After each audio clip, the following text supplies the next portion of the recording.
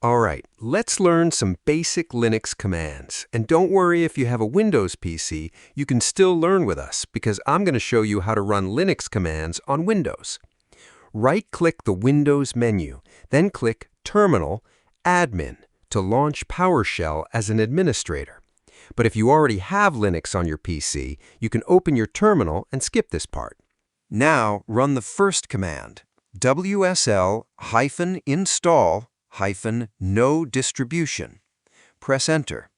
This installs the WSL2 core components, the Linux kernel, the WSL2 engine, and the integration layer, without automatically installing any Linux distribution alongside it.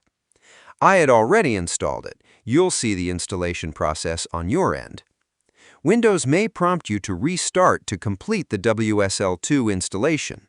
Restart your PC and come back to PowerShell. Then run this command, wsl-list-online. Press Enter. WSL displays every Linux distribution available for installation directly from Microsoft's official repository.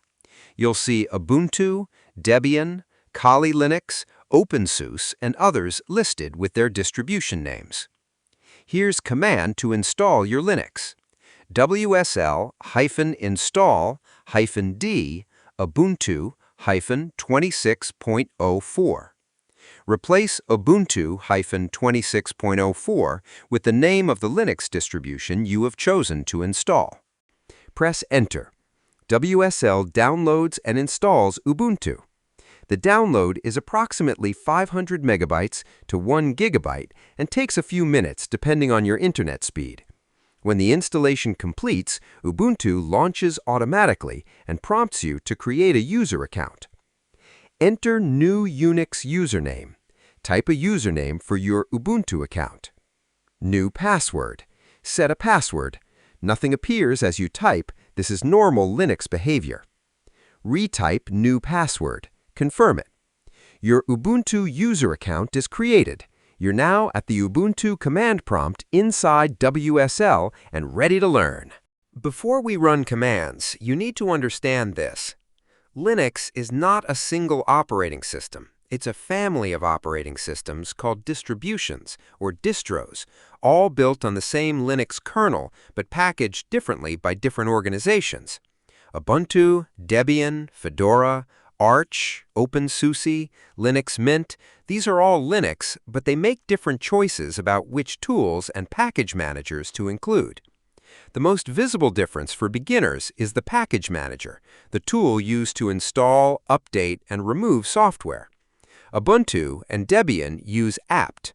Fedora and HREL use DNF. Arch uses pacman. So when an online tutorial tells you to run DNF install something, that won't work on Ubuntu. Ubuntu uses apt install.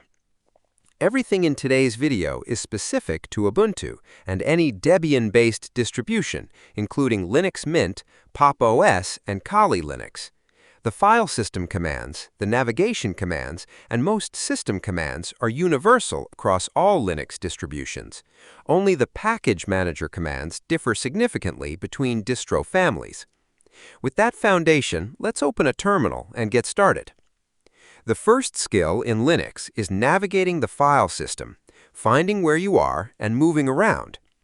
pwd, print working directory. pwd shows your current location in the file system. When you open a terminal, you're typically in your home directory, home/your username. ls, list, lists all files and folders in the current directory. Add flags for more detail. ls-l, long format, showing permissions, owner, size, and modification date. ls-a shows hidden files, files starting with a dot. ls-la combines both, most useful combination. cd, change directory. cd, documents, moves into the documents folder. Press Tab while typing a folder name and the terminal completes it automatically. Some useful shortcuts. cd ... Go up one level to the parent directory. cd squiggly line. Go directly to your home directory from anywhere. cd /. Go to the root of the entire file system. cd - return to the previous directory. Working with files and folders. mkdir, make directory. mkdir projects creates a new folder called projects in the current location. mkdir-p projects/webdev/css. The mkdir-p flag creates nested directories all at once. Projects, then webdev inside it, then CSS inside that. Touch, create a file. Touch notes.txt. Creates an empty file named notes.txt. Also updates the timestamp of an existing file without changing its contents. cp, copy. cp notes.txt, notes-backup.txt. Copies a file. For copying entire folders, cp-r projects projects-backup. The R flag means recursive, copies everything inside the folder. mv, move or rename. mv notes.txt, documents, moves notes.txt into the documents folder. mv notes.txt, renamed.txt, renames the file. mv works for both moving and renaming. rm, remove. rm.txt, deletes a file permanently, no recycle bin in Linux. rm-r, projects-backup, removes a folder and everything inside it. Be careful with rm, it's permanent and immediate. cat, concatenate and print. cat notes.txt, displays the entire contents of a file in the terminal, best for short files. Less, paginated view. Less notes.txt, opens a file in a scrollable viewer. Use arrow keys to scroll, Q to quit, and / to search within the file. Best for long files. Nano, simple text editor. Nano notes.txt, opens the file in Nano, a simple text editor for beginners. Type to edit. Ctrl-O saves, Ctrl-X exits. The keyboard shortcuts are shown at the bottom of the screen. Package management on Ubuntu. Package management is how you install, update, and remove software on Linux. On Ubuntu and all Debian-based distributions, this is apt, Advanced Package Tool. This section is Ubuntu-specific. If you're on Fedora, use DNF. If you're on Arch, use Pacman.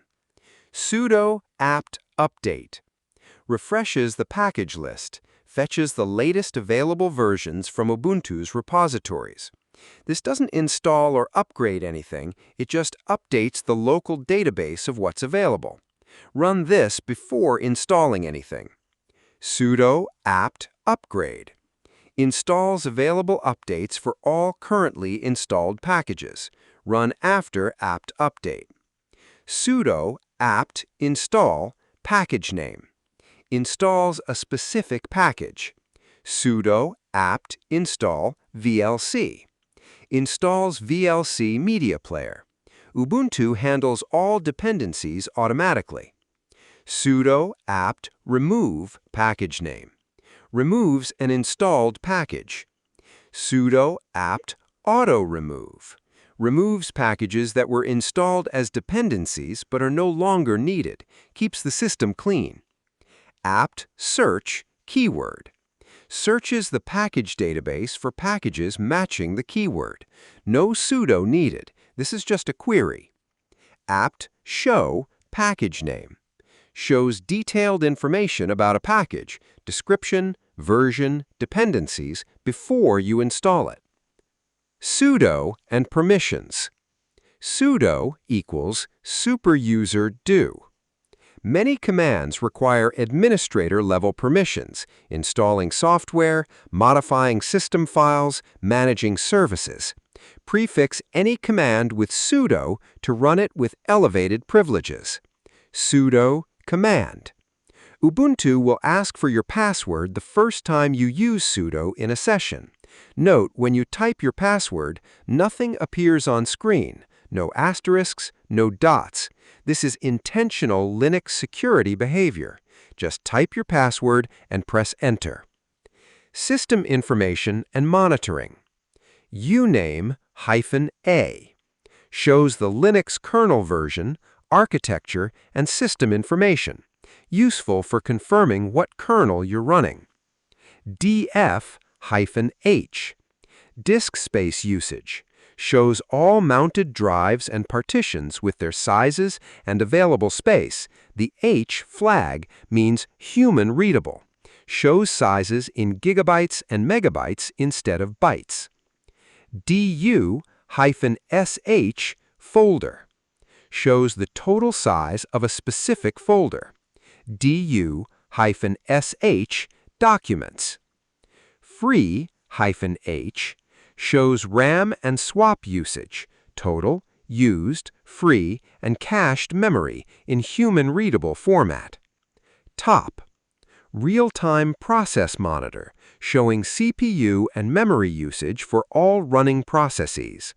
Press Q to quit.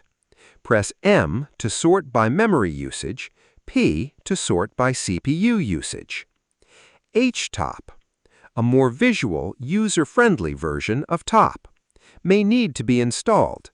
Sudo apt install htop. Navigate with arrow keys, press F9 to kill a process, Q to quit. lscpu shows detailed CPU information, architecture, cores, threads, cache sizes. lsblk lists all block devices, your drives, partitions, and mount points. Networking commands. IPADDR or IPA shows all network interfaces and their IP addresses, replaces the older ifconfig command on modern Ubuntu. Ping address tests connectivity to a host. Ping google.com. Press Ctrl-C to stop. Unlike Windows, Linux ping runs indefinitely by default. Processes and services. PSAUX lists all running processes with their process ID, PID, CPU and memory usage, and the command that launched them. Kill, PID, sends a termination signal to a process by its PID. Find the PID from PSAUX or top. Kill -9 PID. Force kills a process immediately. Use when the standard kill doesn't respond. System control, service management. Ubuntu uses systemd to manage services. Key commands. systemctl, status, service. Check if a service is running. Example, systemctl, status, SSH. Check if the SSH server is running. Sudo systemctl, start, service. Start a service. Sudo systemctl, stop, service. Stop a service. Sudo systemctl, restart, service. Restart a service. Sudo systemctl, enable, service. Start automatically at boot. Sudo systemctl, disable, service. Stop automatic startup. Useful everyday commands. History. Shows your command history, every command you've typed. Press Ctrl-R to search through history interactively. Type any part of a command and it finds the most recent match. Clear. Clears the terminal screen. Keyboard shortcut, Ctrl-L. These commands cover everything a Linux beginner needs for daily use. The terminal feels intimidating at first, but becomes natural quickly.